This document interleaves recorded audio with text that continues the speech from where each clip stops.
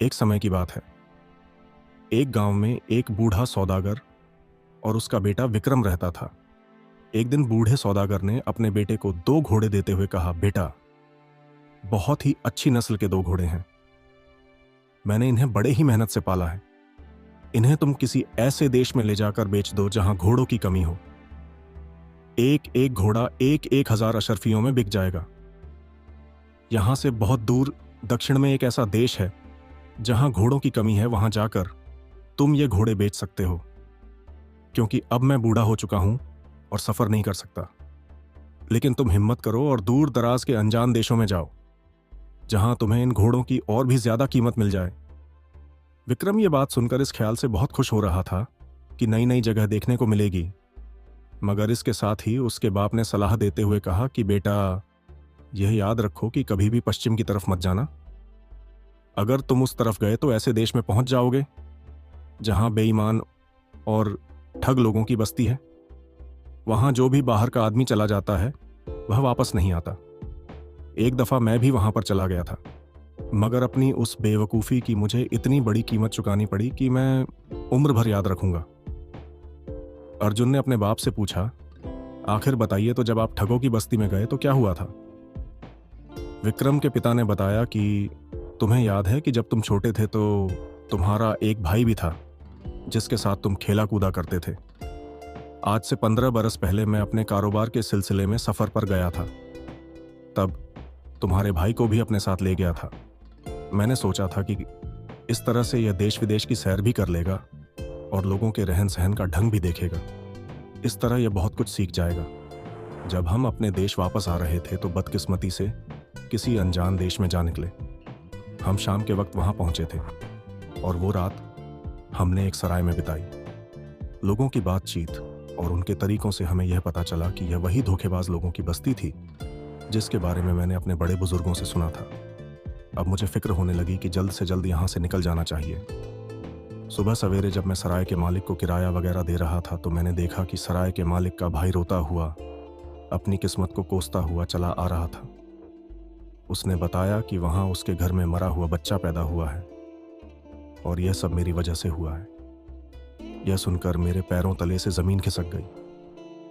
उस आदमी का कहना था कि जब मैं शाम को अपने घोड़े से उतरा तो बहुत जोर जोर से हाँफ रहा था। एक छोटा सा कीड़ा जो उड़कर सराय से बाहर निकल रहा था तो मेरी सांस के जोर से उस तरफ चला गया जहां उसकी बीवी बैठी हुई थी जो बच्चा पैदा करने वाली थी, और उसकी नाक में वह कीड़ा घुस गया। इसी वजह से उसे जोर से छींक आई। छींक के कारण उसका बच्चा पेट में ही मर गया। देखते ही देखते वहां लोग इकट्ठा हो गए और हर कोई उसी आदमी की तरफदारी कर रहा था। भीड़ ने मुझ पर इल्जाम लगाया कि मैं ही उसके बच्चे की मौत का जिम्मेदार हूं। इस सजा में उन्होंने मुंह से मेरा बेटा छीन लिया। यह सुनकर मेरे होश उड़ गए। दिल पर पत्थर रखकर मैं वहां से लौट आया। मेरा बेटा अभी भी उन्हीं लोगों के कब्जे में है और उनकी गुलामी कर रहा होगा। तुम्हारे भाई की कलाई पर एक तिल का निशान है जो बिल्कुल चांद जैसा दिखाई देता है। पूरी कहानी सुनाने के बाद बूढ़ा बाप रोने लगा। विक्रम को अपने बाप की हालत देखकर बहुत दुख हुआ। इसीलिए विक्रम ने अपने बाप को विश्वास दिलाया कि आप यकीन कीजिए पिताजी, मैं उस ठगों की बस्ती में कतई कदम नहीं रखूंगा। इसके बाद विक्रम दोनों घोड़ों को लेकर दूर दराज देश के सफर पर रवाना हो गया। कुछ दिनों के बाद वह एक नदी के किनारे पहुंचा। इस वक्त नदी में बाढ़ आई हुई थी, इसीलिए नाव वाले ने अपनी छोटी सी कश्ती में विक्रम के दोनों घोड़ों को ले जाने से इनकार कर दिया। नाव वाला कहने लगा, तुम अगर पश्चिम की तरफ चले जाओ तो वहां पर तुम्हें कोई ना कोई मजबूत कश्ती वाला मिल जाएगा। इस तरह कोई ना कोई नाव तुम्हें नदी पर करवा देगी। जैसे ही विक्रम पश्चिम की तरफ चला, अचानक जोर की आंधी चलने लगी। विक्रम ने छुपने की जगह ढूंढने की कोशिश की, मगर उसे सिर छुपाने की भी जगह नहीं मिली। वह पहाड़ की तरफ चलने लगा। अपने घोड़े के साथ वह बड़ी ही मुश्किल से पहाड़ पर चढ़ गया। इस वक्त आंधी का जोर कुछ कम हो चुका था। विक्रम ने देखा कि वह पश्चिम में काफी आगे तक आ गया था। उसे ख्याल आया कि शायद यह वहीं ठगों की बस्ती है। उसने सोचा कि वापस चला जाए। तभी उसके मन में दूसरा विचार आया, जरा देखा तो जाए वह अजीबोगरीब बस्ती जिसकी कहानी मैंने सुनी है, वह कैसी है और वहां कैसे लोग रहते हैं। वह पहाड़ के किनारे से झुककर नीचे देख रहा था कि अचानक एक पत्थर खिसक गया और विक्रम लुढ़कते लुढ़कते उसी गांव में आ गिरा। उसके घोड़े भी सरपट दौड़ते हुए उसके पास पहुंच गए। सामने से एक बूढ़ा आदमी आ रहा था। उसने विक्रम को गिरते हुए देखा तो तुरंत उसके करीब आ गया। विक्रम ने तुरंत कपड़े झाड़कर जल्दी से उठने की कोशिश की। उसे ज्यादा चोट नहीं आई थी। उसने देखा कि वह बूढ़ा आदमी उसकी तरफ बहुत गौर से देख रहा है। बूढ़े आदमी ने विक्रम से पूछा, बेटा तुम्हें कोई चोट तो नहीं आई? विक्रम ने दिल ही दिल में सोचा, अच्छा इस बस्ती में ऐसे नेक लोग भी रहते हैं जो दूसरों को तकलीफ में देखकर उनका हालचाल पूछते हैं। विक्रम अभी यह सब सोच ही रहा था कि वह बूढ़े का शुक्रिया अदा करें। तभी बूढ़े ने रोना पीटना शुरू कर दिया। असल बात यह थी कि एक मेंढक अर्जुन के नीचे दबकर मर गया था। बूढ़ा आदमी रो रो कर उस मरे हुए मेंढक को देख रहा था और कहने लगा, मेरे प्यारे छोटे से बच्चे, मैं तेरी मौत का बदला जरूर लूंगा। उसके रोने की आवाज सुनकर बहुत से लोग वहां पर आ गए। वे लोग किसी अनजान भाषा में एक दूसरे से बातें करने लगे। फिर उन्होंने विक्रम को बताया कि इस बूढ़े के यहां कोई बच्चा नहीं है। उसने इस मेंढक को अपनी औलाद की तरह पाला था। वह इसे बहुत चाहता था और इसकी बहुत सेवा करता था। अब बेचारा बूढ़ा आदमी अकेला रह गया है, इसलिए वह इसकी मृत्यु पर इतना रो रहा है। गांव वाले भी बूढ़े के साथ रोने पीटने लगे। वह पूरी तरह से घबरा गया। उसे कुछ भी समझ में नहीं आ रहा था कि अब क्या करें। उसने लोगों से पूछा कि बूढ़े आदमी का दुख कम करने के लिए क्या किया जाए। वह बूढ़ा आदमी एकदम से बोला, अपने घोड़ों में से एक घोड़ा मुझे दे दो। विक्रम ने नाराज होकर कहा कि एक मामूली से मेंढक के बदले में मैं अपना घोड़ा नहीं दे सकता। बूढ़ा कहने लगा, कैसी बातें करते हो नौजवान? क्या घोड़ा किसी के बेटे से ज्यादा कीमती हो सकता है? आखिर में बेचारे विक्रम को अपना एक घोड़ा उसके हवाले करना पड़ा। वह बहुत ही उदास और दुखी होकर वहां से चला गया। अब इस पहाड़ पर चढ़ना काफी मुश्किल था, इसलिए विक्रम काफी दूर तक पैदल ही चलता रहा ताकि कहीं से कोई आसान रास्ता मिल जाए। थोड़ी देर बाद वह एक गांव में पहुंचा। विक्रम भूख और प्यास के मारे बेहाल था। उसने गांव में जाकर एक दरवाजा खटखटाया। उस घर से एक आदमी बाहर आया। उसकी सिर्फ एक आंख थी। विक्रम ने उस आदमी से कुछ खाने पीने को मांगा। उस आदमी ने जवाब दिया, मैं तुम्हें खाने को तो कुछ नहीं दे सकता, मगर हाँ, पानी जितना चाहे पी सकते हो। उस एक आंख वाले आदमी ने विक्रम को पानी दे दिया। पानी पीकर विक्रम ने उसका धन्यवाद किया और फिर चलने को हुआ। तभी उस एक आंख वाले आदमी ने उससे पूछा, तुम कौन हो, कहां से आए हो और तुम्हारे बाप का नाम क्या है? जैसे ही अर्जुन ने उसे अपने गांव और अपने पिता का नाम बताया, उस एक आंख वाले आदमी ने अर्जुन की बाजू जोर से पकड़ ली और खुशी से चिल्लाने लगा कि आखिर तुम मुझे मिल ही गए। अब सुनो लड़के, 20 साल पहले मैं व्यापार के सिलसिले में तुम्हारे देश गया था। वहां मेरा सारा सामान चोरी हो गया था। मैं वहां तुम्हारे बाप को अच्छी तरह से जानता था। मैंने उससे 2000 असरफियां मांगी थी और वह देने के लिए राजी हो गया, मगर उसे जमानत चाहिए थी और मेरे पास देने के लिए कुछ भी नहीं था। उसने कहा कि तुम मुझे अपनी एक आंख निकाल कर दे दो। मुझे पैसों की इतनी सख्त जरूरत थी कि मैं राजी हो गया और वह मेरी एक आंख निकाल कर ले गया और वादा किया कि वह 1 साल के बाद वह मेरे घर आएगा और मेरी एक आंख वापस कर देगा। मगर 20 साल गुजर गए और वह अब तक वापस नहीं आया। मगर अब तुम मेरे हाथ लग गए हो, मेरी एक आंख वापस कर दो। बाप का कर्ज चुकाना तो बेटे का फर्ज होता है। उसकी बात सुनकर विक्रम हैरान रह गया और देखते ही देखते उलू उस एक आंख वाले आदमी के चारों ओर उसके हमदर्द लोगों की भीड़ जमा हो गई। विक्रम अब रोने के करीब था। उसने कहा, मुझे मालूम नहीं कि तुम्हारी आंख का क्या किस्सा है। फिलहाल यह बताओ कि अब मुझे क्या करना होगा और तुम मेरा पीछा कैसे छोड़ोगे? उस आदमी ने जवाब दिया, तुम अपना घोड़ा यहां पर छोड़कर जा सकते हो। बेचारा विक्रम मजबूर होकर अपना घोड़ा वहीं छोड़ गया और अकेला ही आगे चल दिया। पहाड़ से गिरने के कारण उसका सारा बदन दर्द कर रहा था। दिल से भी वह बहुत दुखी था कि उसके दोनों कीमती घोड़े हाथ से निकल गए। थकान के मारे अब उससे चला भी नहीं जा रहा था। चलते चलते वह एक बगीचे में जा पहुंचा। थकान के कारण उसे नींद आ गई। कुछ देर बाद जब उसकी नींद खुली तो उसने देखा कि बगीचे में पास ही एक सेब के पेड़ के नीचे दो आदमी बैठे शतरंज खेल रहे थे। उन्हें खेलता हुआ देखकर विक्रम के मन में भी आया कि वह अपना मन बहलाने के लिए कुछ देर इन लोगों के साथ शतरंज खेले। विक्रम लोगों के पास गया। उनमें से एक आदमी ने विक्रम से कहा, क्यों भाई, क्या तुम भी हमारे साथ शतरंज खेलना चाहते हो? विक्रम ने हाँ में सर हिलाया। उन्होंने कहा कि हमारे साथ शतरंज खेलनी है तो उसकी एक शर्त है कि हारने वाले आदमी को जीतने वाले खिलाड़ी के द्वारा बताए गए किसी भी काम को करना होगा। फिर वह आदमी पेड़ पर लगे हुए सेबों की तरफ देखकर कहने लगा, अगर तुम शतरंज में हार गए तो तुम्हें मेरा एक काम करना होगा। विक्रम को लगा कि शायद वह आदमी उस पेड़ पर चढ़कर सेब तोड़वाना चाहता है। उसने तुरंत इस बात पर सहमति दे दी और वे लोग शतरंज खेलने लगे। शतरंज के इस खेल में अर्जुन अनाड़ी साबित हुआ और वह हार गया। अब शतरंज जीतने वाले आदमी ने कहा, अब तुम्हें मेरा एक काम करना होगा। विक्रम तपाक से बोला, कोई बात नहीं भाई, भला पेड़ से सेब तोड़ना कौन सा बड़ा काम है, मैं अभी कर देता हूं। वह आदमी बोला, तुमसे किसने कहा कि मैं तुमसे सेब तोड़वाना चाहता हूं? मेरे पास तो तुम्हारे लिए एक दूसरा काम है, और वह काम यह है कि मेरे लिए समंदर को खाली करना होगा, उसका सारा पानी निकालना होगा। अगर तुम ऐसा नहीं कर पाए तो तुम्हें जुर्माने के तौर पर मुझे 1000 सोने की असरफियां देनी होगी। उस आदमी की बात सुनकर विक्रम के होश उड़ गए।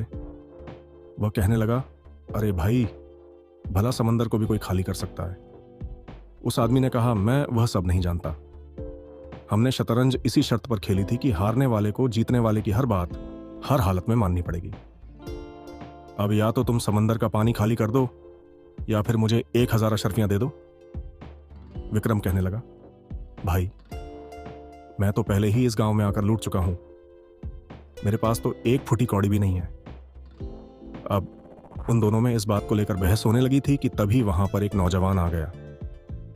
उसने विक्रम को रोते हुए देखा तो रुककर पूछने लगा, क्या हुआ भाई, तुम रो क्यों रहे हो? विक्रम अब इस गांव के किसी भी आदमी से बात नहीं करना चाहता था। उसे डर था कि कहीं वह किसी नई मुसीबत में ना फंस जाए। परंतु वह अजनबी नौजवान विक्रम से बार बार पूछने लगा। देखने में वह एक भला इंसान मालूम पड़ता था। आखिरकार विक्रम ने उस नौजवान को बताया कि किस तरह से उसके दोनों घोड़े उसके हाथ से निकल गए और अब यह आदमी उसे शतरंज में हराकर 1000 सोने की अशर्फियां लेना चाहता है। उस नौजवान ने सारी बात बड़े ध्यान से सुनी और फिर कहने लगा, अच्छा, चलो मैं देखता हूं कि तुम्हारे घोड़े तुम्हें कैसे वापस दिला सकता हूं, और साथ ही इस आदमी के साथ तुम्हारे झगड़े का निपटारा भी करवा सकता हूं। चलो, तुम मेरे साथ राजा के पास चलो। विक्रम नौजवान और तीसरा आदमी राजा के महल की ओर चल पड़े। विक्रम और वह नौजवान दोनों आगे चल रहे थे, जबकि तीसरा आदमी उनके काफी पीछे धीरे धीरे आ रहा था। तभी उस नौजवान ने मौका पाकर विक्रम को धीमी आवाज में सब कुछ समझा दिया कि उसे राजा के पास पहुंचकर क्या कहना है। तीसरा आदमी उनकी योजना से पूरी तरह अनजान था। रास्ते में विक्रम और उस नौजवान ने एक मेंढक पकड़ लिया और उसे अपनी जेब में छुपा लिया। राजमहल पहुंचे तब विक्रम ने राजा के सामने अपनी शिकायत रखी। उसने बताया कि गांव के 2 लोगों ने उसके 2 घोड़े ठग लिए। राजा ने सिपाहियों को भेजकर उसे बूढ़े आदमी और एक आंख वाले आदमी को राज दरबार में बुलवाया। राजा के सामने पहुंचकर बूढ़े आदमी ने अपनी बात रखी। उसने कहा, महाराज, मेंढक विक्रम के नीचे दबकर मर गया। उसे मैं अपना बेटा मानता था, जिसे मैंने बड़े प्यार से पाला था। विक्रम ने तुरंत अपनी जेब से एक मेंढक निकाला और बूढ़े आदमी के सामने रखते हुए कहा, महाराज, इस मेंढक को मैं अपना बेटा मानता हूं। मैं इस मेंढक को पहाड़ के नीचे छोड़ देता हूं और अगर यह बूढ़ा आदमी उसे पहाड़ से नीचे गिरकर इस मेंढक को कुचल दे तो इसका बदला पूरा हो जाएगा।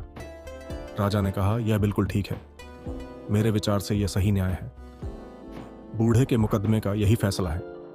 यह सुनकर बूढ़ा घोड़ा विक्रम को लौटाकर वहां से चला गया। अब एक आंख वाले आदमी की बारी थी। उसने राजा के सामने अपना पक्ष रखा।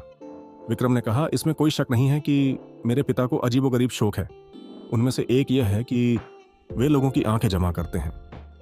हमारे गोदाम में हजारों आंखें जमा हैं। मैं इस आदमी की आंख वापस करने को तैयार हूं, लेकिन मैं इसकी आंख से मेल खाती दूसरी आंख तभी तलाश सकता हूं जब यह अपनी दूसरी आंख भी मुझे दे। राजा ने कहा, यह उचित है। मुझे लगता है कि ऐसा ही होना चाहिए। राजा की बात सुनकर एक आंख वाले आदमी ने अपनी खोई हुई आंख वापस लेने में कोई रुचि न दिखाते हुए चुपचाप राज दरबार से विक्रम को उसका अबाक पर को उसका घोड़ा वापस देकर चला गया। अब उसे तीसरे आदमी की बारी थी, जिसे शतरंज के खेल में अर्जुन को हराया था। उसने राजा से कहा, महाराज, मैंने विक्रम को शतरंज में हराया था। शर्त के मुताबिक उसे समंदर का पानी खाली करना होगा, या फिर बदले में मुझे 1000 सोने की अशर्फियां देनी होगी। विक्रम ने कहा, महाराज, मैं समुद्र का पानी खाली करने को तैयार हूं, परंतु पहले आप इस आदमी से कहें कि वह समुद्र में बहकर आने वाली नदियों का पानी रोक दे। इसके बाद ही मैं समुद्र को खाली कर सकूंगा, क्योंकि अगर मैंने समंदर खाली कर दिया तो बहती हुई नदियां उसे फिर से भर देंगी। इसलिए पहले काम इसका है कि वह समंदर में गिरने वाली नदियों को रोके, क्योंकि इसके बाद ही समंदर को खाली किया जा सकेगा। विक्रम की बात सुनकर राजा मुस्कुराया और एक बार फिर से कहने लगा, बिल्कुल सही, तुम्हारी बात बिल्कुल सही है। इस आदमी को पहले जाकर समंदर में गिरने वाली नदियों को रोकना होगा। अब तो इस तीसरे आदमी की भी बोलती बंद हो चुकी थी। इसके बाद अर्जुन और नौजवान दोनों राजदरबार से बाहर निकल आए। तब नौजवान ने कहा कि भाई, मैं तुम्हें इस बस्ती के बाहर तक छोड़कर आता हूं, ताकि अब तुम्हें कोई और नहीं ठग सके। इस तरह से दोनों घोड़ों के साथ पैदल चलने लगे। चलते चलते अर्जुन की नजर अचानक उसे नौजवान की कलाई पर पड़ी, तो उसकी कलाई पर वही तिल का निशान था जो बिल्कुल चांद की तरह नजर आता था। अब विक्रम को यह पता चल चुका था, यह नौजवान कोई और नहीं बल्कि इसका खोया हुआ भाई है। यह देखते ही विक्रम ने अपने भाई को गले से लगा लिया।